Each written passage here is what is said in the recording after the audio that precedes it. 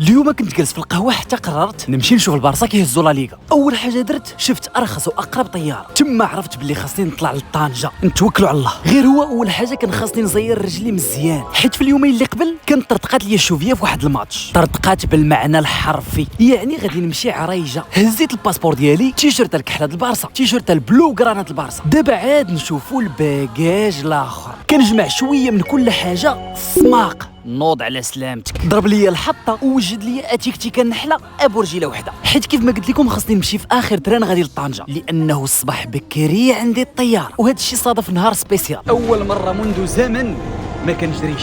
واش عرفتوا شنو هي نجي لاكار ما كنجريش؟ راه البوراق شافني قال لي ما عرفتكش. ما علينا، بلا ما نخرجوا على الموضوع، وصلت في ذاك نص الليل لطنجه، تعشيت وبقيت نتسارى باش نجيب الوقت. تحركت ملي وصلت تقريبا 8 في الصبح 2 الصباح. فكرت ما نضيعش الوقت ونعمرو بشي حاجه مفيده، داكشي علاش نعست. فقت مضبب غادي طالع للطياره لسبب وحيد، هو انني نجلس ونكمل النعاس ديالي، وكنحمد الله على واحد القدره خارقه، كنقدر نعس في ايتها وضعيه. المهم وصلنا في امان الله لبرشلونه، وكيف العاده ما بقى لي غير نقول لكم ما تنساوش تابوناو باش نحضروا الاجواء ديال التتويج مجموعي ونكتشفوا هذه المدينه الزوينه هذه.